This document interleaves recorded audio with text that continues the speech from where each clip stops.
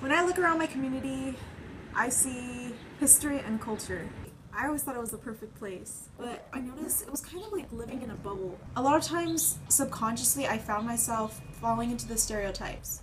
Being a Hispanic, Latino, low-income girl, just a lot of times kind of influenced, I think, the decisions I had to make in life. To make my community a better place, I feel like I have to break those stereotypes.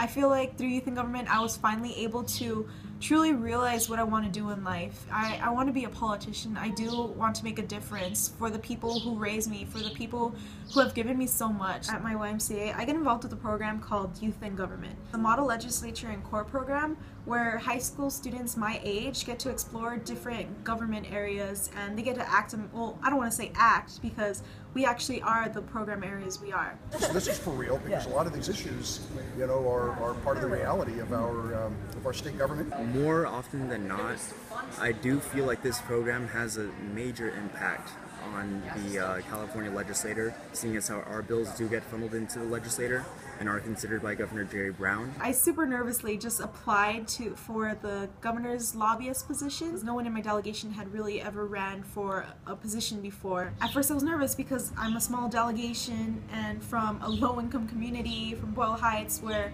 all our delegates are part of the scholarship program with Youth and Government. So I just felt like for a while there I was putting myself down, but when I saw how welcoming all the other governor's lobbyists were and how the rest of the governor's administration were, I really found my place in Youth and Government. My job was to debate for and against bills.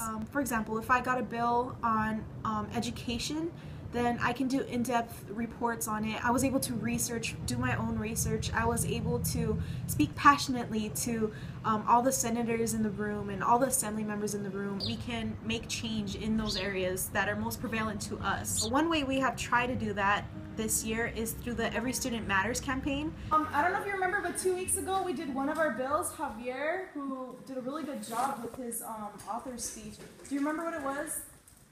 The easy party? Willful Defiance bill. Hopefully by better defining willful defiance, we'll let teachers have that power over their students to suspend students, but only being able to do that for legitimate reasons. And that's something that Youth and Government, I feel, can really change. Sometimes it is like the real world where you feel belittled. As a small delegation, sometimes you feel like you don't have as much power as the bigger delegations do. So this year my focus was on getting each delegate to speak in their roles, to stand up in their committees, to stand up in their sessions and just speak their voice. Everybody had an equal stake in an investment, and they felt like they were a part of something greater than themselves. Wow. Next year, I don't know how I'm gonna do that. How am I gonna beat that?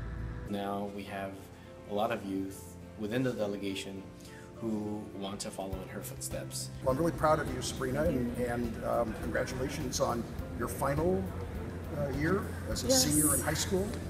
And you've represented your community so well, and you've represented the Y so well, and I'm gonna watch you for the rest of my life, so I know you're gonna continue to do great things. In my opinion, no matter how small a delegation you're from, if you have a voice, you can use it and people will listen.